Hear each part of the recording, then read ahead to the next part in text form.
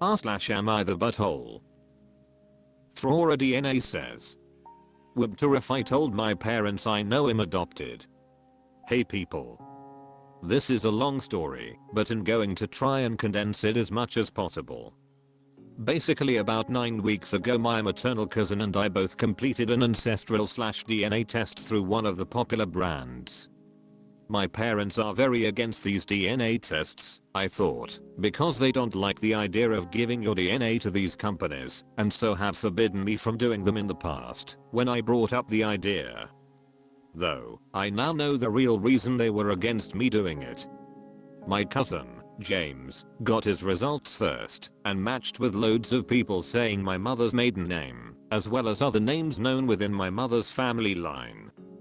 I got my results about a week later and not only did I not match with my cousin, I didn't match with any of my cousin's matches nor did anyone share my mother's maiden name. My dad and I have an extremely common surname in my country, think Smith, and I did match with a few people who shared that name but none were close matches, third fourth cousins being the closest. So I'm just assuming it was because it's a common surname. James' family has done the DNA test and has shared the results, however I have asked him to keep what he knows about mine between us for a while. I learned this about 2 weeks ago and have since come to the conclusion that I'm adopted. At first this made me feel really upset and I thought maybe the DNA tests were faulty, but after researching, no, I don't think they are. I think I'm just adopted. I have 2 younger brothers who are 11 and 9 who weren't adopted because I remember my mom being pregnant with them. So I can't understand why I was adopted. I want to tell my parents no about being adopted. I want to in some ways confront them and ask why they've lied to me for so long.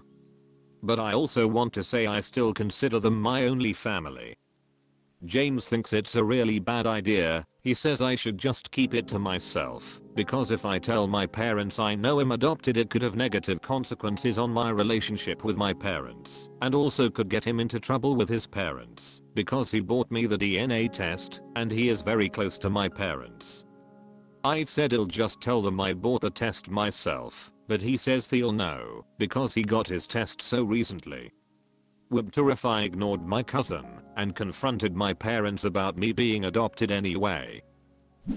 Tinid71 says, I can't imagine what you must be going through, realizing that you may well be adopted through a DNA test. How old are you, op? I think it WIBTA for asking your parents about this. I don't support confronting, but I'm an internet stranger, so it would not be wrong to ask questions of your parents. This is likely to come out of the blue for them, so consider that. I'd encourage you to find a way to ask your parents from a place of curiosity, which might be less threatening to them than confronting them. Although I can't imagine how, it's possible there's a lot more to this story than you being adopted and never told. So, assuming you want to maintain a relationship with the only people you've known as parents all your life, start a conversation. You don't need to involve your cousin in this, but his role, if it is discovered, will pale in relationship to the real issues if you're adopted and only just found out this way.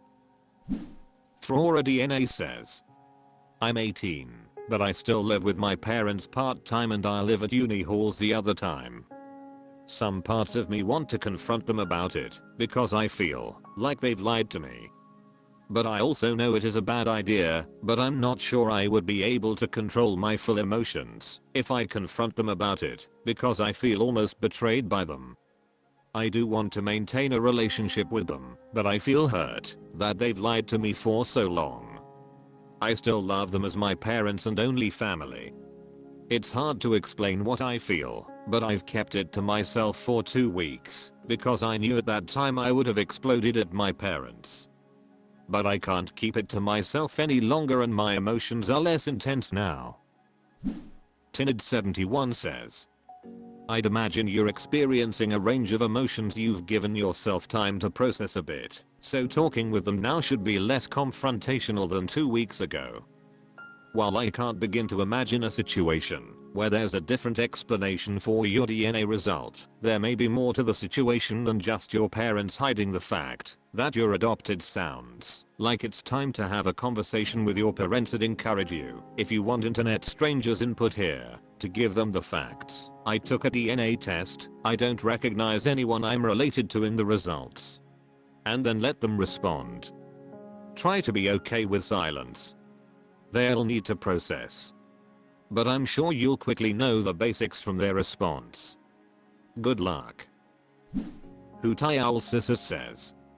NTA James doesn't know what he's talking about. Approach your parents and tell them exactly what you said here. That you feel hurt and betrayed that they kept this from you for so long, but that you still love them and consider them your family. Ironically, your parents probably didn't tell you the truth for the same reason you're afraid to tell them the truth. You're all afraid this may negatively impact your relationship. And just the fact that you're all concerned about that tells me it most likely won't affect anything.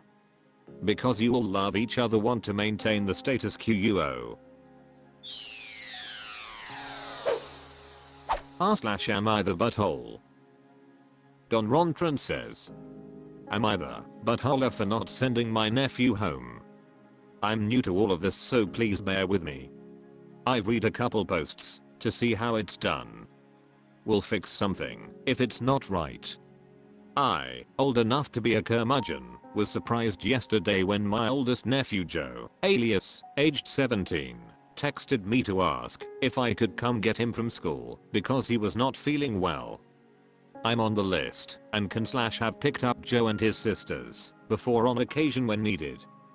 To my knowledge, the school had already informed his mother, my sister, Amy, that he was unwell, but she couldn't get him for a while. I got him, and he had been getting sick through the day, even had to pull over once on the drive to my house. He crashed on my couch and slept from about 10:30 a.m. until 3, then took a shower and went back to sleep. At about 6 his mom called me and asked me to either drive him or have him walk home for dinner. I told her he was asleep and probably didn't want to eat. She said she needed him home by 6:30 so she could take one of his sisters to her school event and she needed him to watch the other 2 girls. I felt a little uneasy. Joe and I don't get to see each other too often. Partly my fault and I feel terribly for it, but when we do, has always the babysitter. Not only that, his sisters, ages 12, 10, and 7, are very loud and physically clingy, which I've gathered bothers Joe very much. I told her I didn't think it would be a good idea for him to watch them at that time. I told her she could bring the girls to me so I could watch them without waking him, but she said it would be too much hassle and they wouldn't get to the event on time and she didn't want to make extra stops. I stirred Joe and told him what was up, but he went immediately back to sleep. I texted her this and asked again if she could drop off the girls. About 20 minutes later, my sister comes banging on my door. She tells Joe he needs to come home. He gets up and goes with her after thanking me, but not saying much else. She said I was an ass for wasting her time and not sending him home, saying that the fact he got up and went with her meant I was exaggerating and just not wanting to bring him home myself. A day later she is still angry with me. Am I the butthole? Wayward Marauder says. So, she was able to drive to your house to gather up her ill child and force him home to babysit, but it was going to be too much to bring her well children over so that you can watch them? You're NTA, and if you ever get the chance to talk to Joe alone, remind him that less than a year he will be able to make his own decisions and he always has a place to live with you, if that is what he would want. Don Rontran says. They had to finish their dinner in the car, or so she told me, when she was frazzled, and she didn't want to have to pick them up after the youngest's bedtime from my house. They all could have slept over for all I care, but she tends to want things her way or no way. Kipster Dude says. Mom probably shouldn't have children she couldn't handle without making the eldest a stand-in parent. Your nephew wasn't feeling well enough that he just kept sleeping. If he was more fine than not, He would have been watching TV or playing on a phone or something, but he was actually sleeping. He only went with his mom because he knows there's no point expressing his own needs because they won't be listened to. Comfortable C2454 says, NTA, your sister is parentifying your nephew. She tells Joe he needs to come home. He gets up and goes with her after thanking me, but not saying much else. She said I was an for wasting her time and not sending him home, saying that the fact he got up and went with her meant I was exaggerating and just not wanting to bring him home myself. She is projecting. When your nephew turns 18, offer him a soft place to land with you, because otherwise his entire life will be babysitting his younger sibs. At 40 says, you are certainly NTA.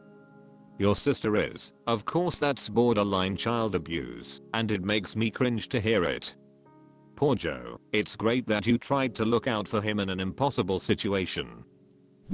Don Rontran says, I feel for him. He loves his sisters and they adore him, but as another commenter stated, he's more of a parent than a brother a lot of times. Reasonable Apple 9571 says, NTA. I hope he gives his illness to all the others, and they vomit all over your sister. She's an ass.